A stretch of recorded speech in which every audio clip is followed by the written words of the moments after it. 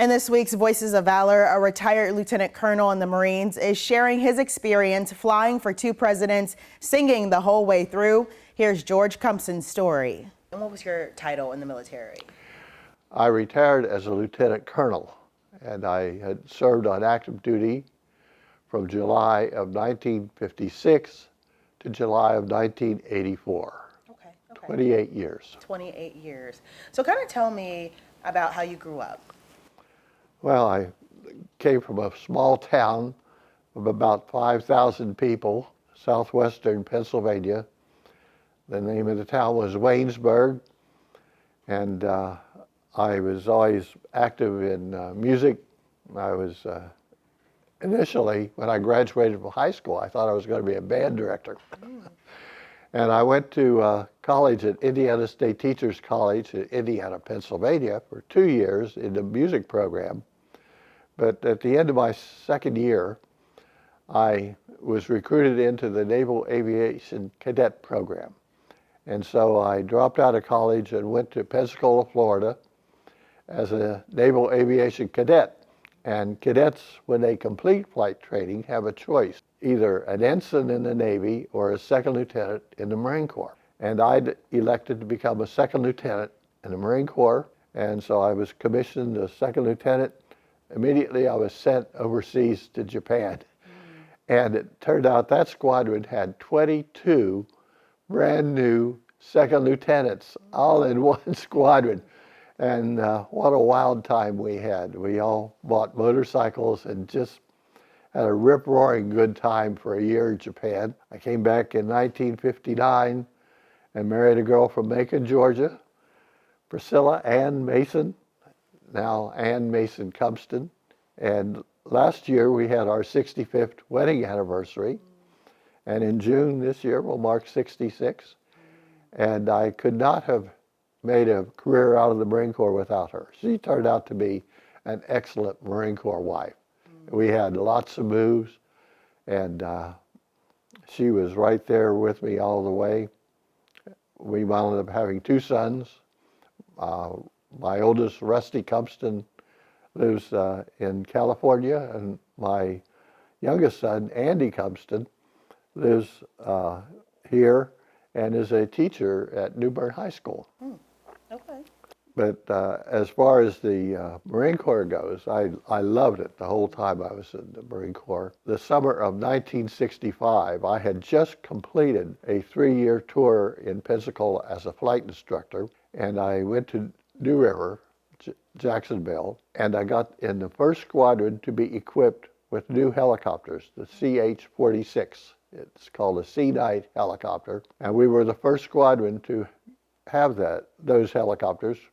We got 24 brand new CH-46 helicopters, and we knew we were going to go to Vietnam. So we trained for a year, and in May of 1966, we took the whole squadron to Norfolk, loaded aboard a old World War II carrier called the USS Boxer. So we took airplanes, crews, pilots, the whole works, sailed out of Norfolk across the Atlantic, through the Mediterranean, down through the Suez Canal, over, we actually wanted to try and stop at Singapore if they wouldn't stop. And so we went across the Indian Ocean and up the coast to South Vietnam and anchored off of a helicopter base called Marble Mountain. It took us 23 days from leaving Norfolk to get to Marble Mountain.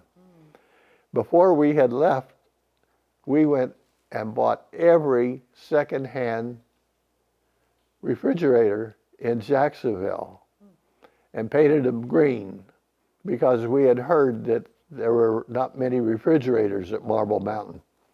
So we took our helicopters and lifted them on, the refrigerators are palletized, lifted them onto the Boxer. And when we got to Vietnam, we flew them all ashore and parceled them out to the huts we were going to be living in, plugged them in, and the additional drain on the electricity caused the generators to blow. And so the base went black without power because of all the refrigerators we had brought with us. One neat thing about going to Vietnam on those 23 days, prior to leaving, I talked to the squadron commander and said, look, we're going to be on this ship for so long. I would like to see if maybe I could form a singing group. And I put the word out to the squadron that anybody that wanted to join a singing group, that I would lead it. We had about 35 or 36 guys who wanted to sing, mostly the pilots. Initially, I thought the crew chiefs and gunners would want to sing, but they thought that was kind of sissy stuff. And the pilots loved to sing, so every night after the movie on the ship, we would go to one of the ready rooms, and for 2 hours we would rehearse.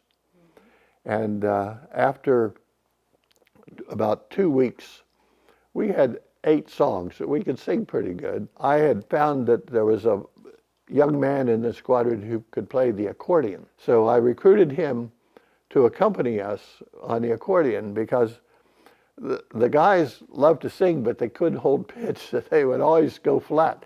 But with the accordion, I chorded the chords for the various songs, and him playing the accordion would keep us on pitch. And it worked out really good. We gave a concert on the ship. The ship's captain was told we had this choir, and we called ourselves the Sea Night Singers, the Sea Night Helicopters. Do you still sing? Not much, not much. Can we hear a little bit of what you used to sing on the ship? Well, the song we like this was Ride the Chariot. It's a spiritual, and it goes, I'm gonna ride the chariot in the morning, Lord. And that was the way it started. But we could really pound that song out. So we gave a concert, and that worked out pretty good. Once we got to Vietnam, they had an outdoor movie theater at Marble Mountain with a stage. We gave a concert there when we first arrived, and we also took this group down to Naval Hospital close to Da Nang and sang there. But shortly after that, the squadron, even though we had 24 helicopters, they started breaking us up into 4 aircraft groups, and there'd be 4 airplanes at Khe Sanh, and 4 at Dong Ha, maybe 4 at Quang Tri, 4 at Phu Bai, a group at Marble Mountain. So I could never get the whole group again together at the same place at the same time. So we had a good choir when we arrived, but it didn't stay. We had an interesting year in Vietnam. Of the 24 new helicopters that we took to Vietnam, we lost 8 of those 24 in the year. As far as the pilots and crews, I think we lost about 6 pilots and probably 8 to 10 gunners and crew chiefs. So it was a very exciting year to be there. I flew about a little over 250 combat missions. I was awarded the Distinguished Flying Cross. 2 of the missions were single mission air medals, and the other air medals are every 20 combat missions you would get 1 air medal. So I wound up with a total of 14 air medals. And talk to me about, you said you flew for the president. When I came back in 1967, I was assigned to Quantico, Virginia. And that's where Marine Helicopter Squadron 1, also called HMX, is located. And at the time I joined the squadron commander was a colonel named Dan Foss. And Dan Foss was a cousin of a very famous Marine pilot and hero named Joe Foss. And so he had a famous cousin, and he thought he was pretty hot himself. And he thought he had the privilege of deciding who could or who could not join the squadron. And so he wanted to interview anybody that was assigned. So I told my wife, can you believe this? I have to go for a job interview. So I went and met Colonel Foss, And when he found out that I had a music background, he was very supportive of the chapel choir at Quantico. And he said, look, if you join the squadron, will you sing in the chapel choir? And I said, Colonel, I'd be glad to lead the chapel choir if necessary. So I joined the squad. He gave me his blessing. The funny thing about that, the squadron has VH-3 helicopters. That's the only place that the Marine Corps owns VH-3 helicopters. So to get checked out in that, I had to go to Key West, where the Navy had a program of transitioning pilots into the H-3 helicopter. The Navy had H-3s for anti-submarine warfare. So I went there and got checked out of the H-3, came back, joined the squadron, and at the time, the squadron CO would have an executive officer who would be sort of in training to become the next CO. Well, the XO of the squadron was a guy named Lieutenant Colonel Klepsaddle. After I was in the squadron for 2 or 3 weeks, I noticed that Colonel Klepsaddle was not around.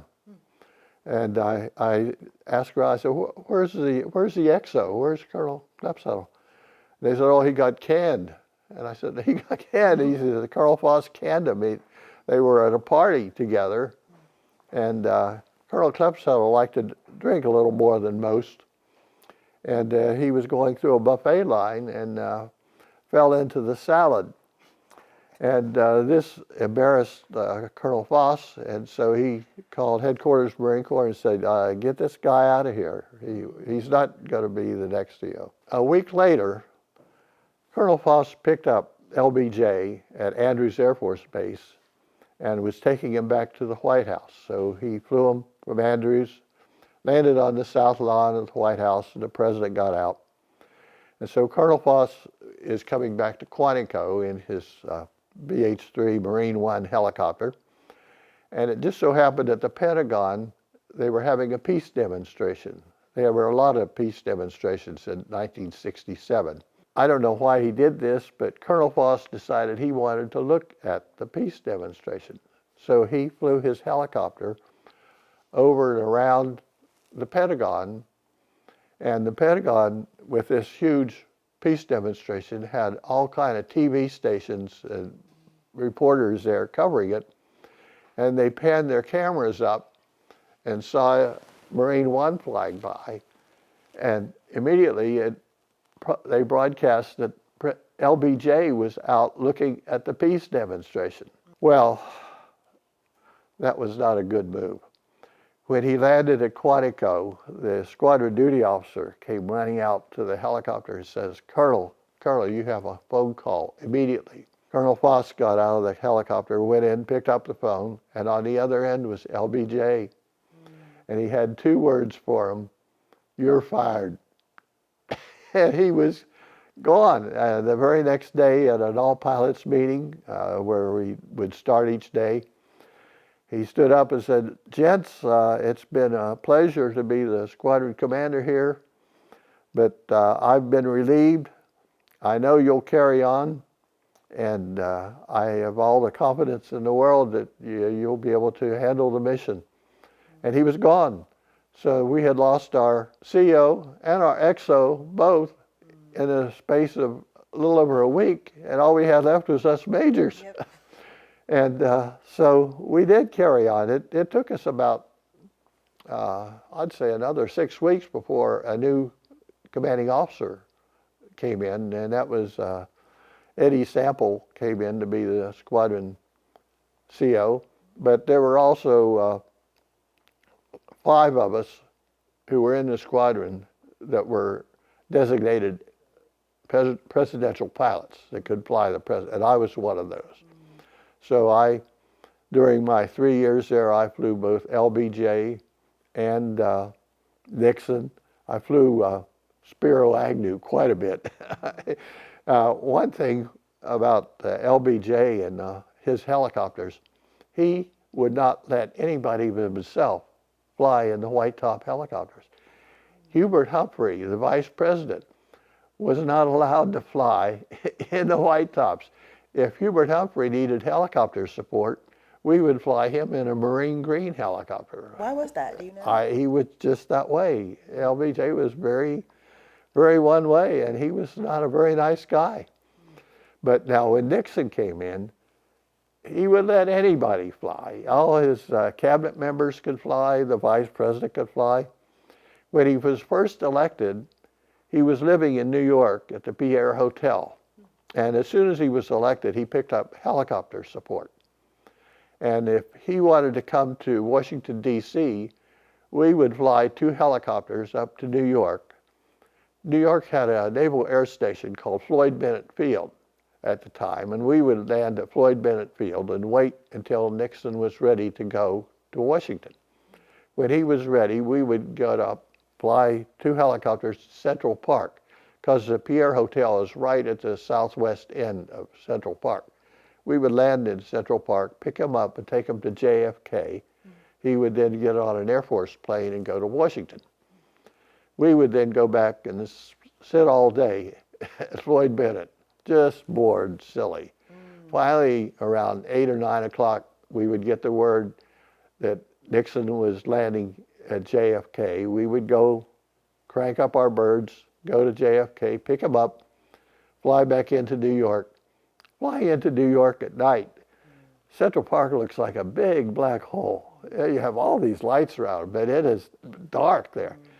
And they would have some planes and a fire truck that would shine their lights on this grassy area right at the southwest end of Central Park. We would land there, he would get out, go to his hotel.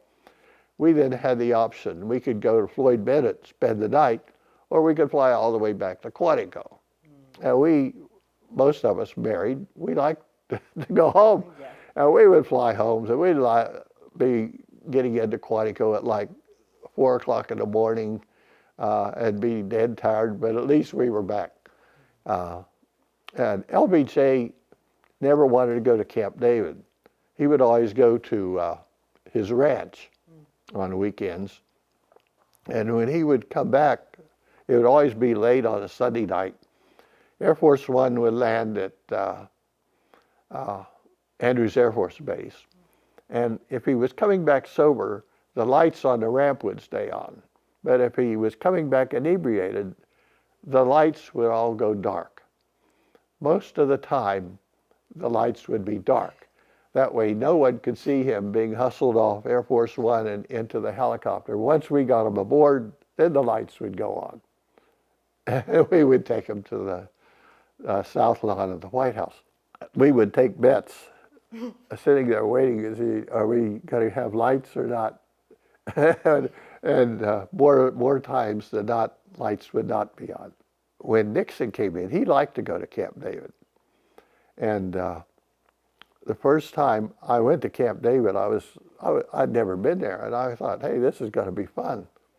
But it wasn't all that much fun because you'd get up there and the pilots would go to these little cabins. They all had names like Maple and Birch and Elm. You weren't allowed to go to the main cabin. So you'd go there and it would just be a little cabin with a color TV, and you'd be sitting there waiting until the president wanted to go back. When we found out he wanted to go home, we'd go crank up the helicopters and he'd come back and we'd take him back to Washington. But the first time you go there, it's kind of exciting because you'd never been there before. But after that, you would look for excuses. You would look to see if there was any other pilot that wanted to go, because to be away from your home for a weekend was not always what you look forward to. Right. Anyway, I had a really good, exciting Marine Corps career. My last tour was right here at Cherry Point at the rework facility, where they were reworking the CH-46 helicopters. All those helicopters needed flights on them to make sure they were completely put together correctly and everything was working before he would turn them back to a fleet squadron. And I did quite a few of those test flights at the rework facility at Cherry Point. Rework facility, while I was there, I think it was the largest employer in Craven County. It had 3,200 civilians, and we had just 6 Marine officers that were part of the management of the facility. And I was the executive officer of the facility. Okay, okay. Is there any challenges that you can remember that you came across when you were in the military?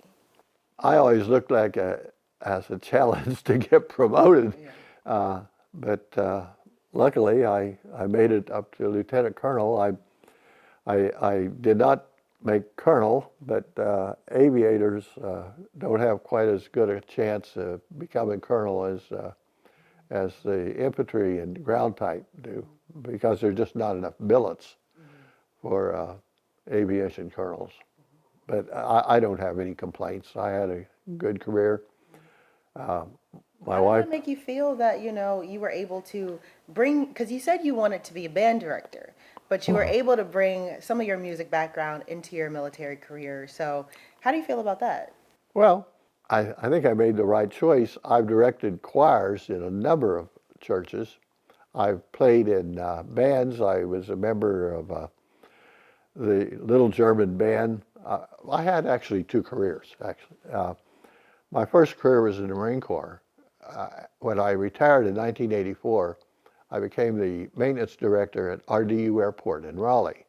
And while I was in Raleigh, I joined the Little German Band, and I played the euphonium.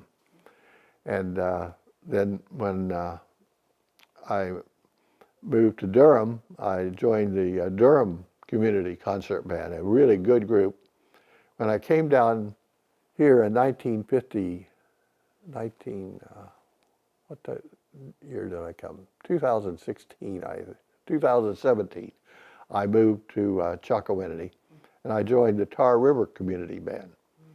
I'm not active in the band at the present time, but I've always had a little music background and sort of something on the side that I like music, and I was able to participate. So you said over the span of your career, you got 14 awards. 14 air medals. 14 air medals. 2 single mission air medals and a Distinguished Flying Cross. Okay. And how does it make you feel that you got all those medals?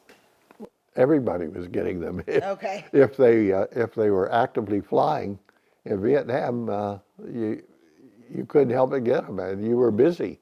We were flying all the time. Not every flight would be a mission. If you're flying just from one secure enclave to another, then that would not be a mission. But if you were going to a recon insert or a recon extraction or a troop lift into an area where the ground forces are going to be in battle, or a medevac would be a mission. You had a number of flights. Not every flight would be a combat mission. Kind of talk to me about the training. You were in the Marine Corps. Training is always pretty intense. So kind of talk to me about that. The training really happens practically on every flight.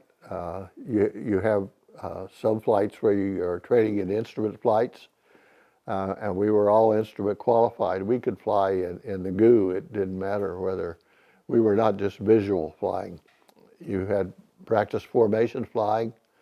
You practice rough terrain flying and descents. You practiced emergencies. When I retired, I had over 6,000 hours just in helicopters. And I never had an accident in all those flights. Never had an accident. I had some experiences where you had emergency landings and stuff, but they were always successful. Is there anything else that you would like to tell us about your career that I didn't ask you about? The tours I liked the most were as a flight instructor at Pensacola, where I was able to spend a lot of time with my wife and my 2 sons. I had a 3-year tour in Hawaii that the whole family enjoyed, and it was a very scenic tour. and very, very enjoyable. I love Hawaii. It was different, but it was also a good experience for the whole family. And my time at RDU Airport was good. In fact, at RDU Airport, I had a chance encounter with Billy Graham, who I had met in Vietnam. In Christmas of 1966, Marble Mountain had a new chapel, and the chapel was going to be dedicated on Christmas Day, and Billy Graham was invited to that dedication. Well, I didn't have a choir at the time, but I did have a quartet. And so we sang, and Billy Graham was right there in front of us, and we sang for Billy Graham. Then years later, while I was at RDU, I was in my vehicle one time, and we have radios, and I heard that one of my mechanics had gone through a gate, a secure gate, and had called the police because a car had tried to follow him through the gate. So I called the central and said, look, I'm out here close to the gate, let me check it out. So I drove over, and my employee had done exactly what he should have done. He stopped so that the car couldn't follow him through the gate. So I got out, and the driver of the car came over and said, oh, I'm so sorry, I didn't realize I was doing anything wrong. And I said, well, you can't go through there. He said, well, I was supposed to be met here because he had a passenger that was going to an executive aircraft at the civilian part of the airport. About that time, the back door opens, and out steps Billy Graham. And I thought, oh my goodness, Billy Graham. And we shook hands, and I said, you know, I've met you before.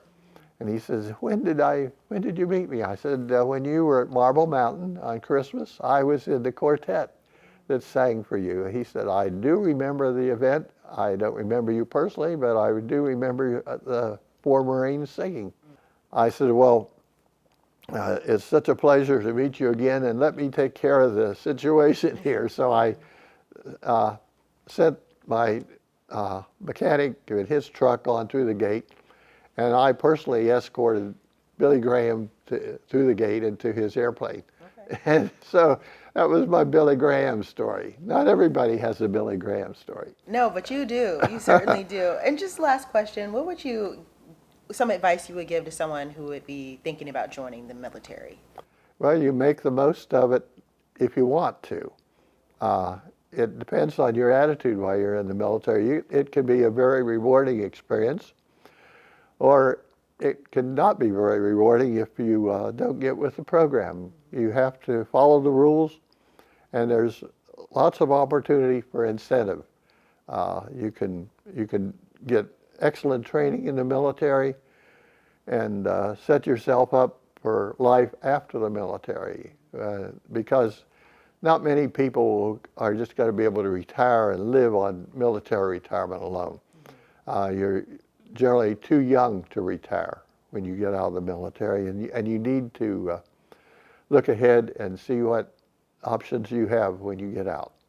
But I thought the military was good for me, and I would recommend it. Thank you so much. Well,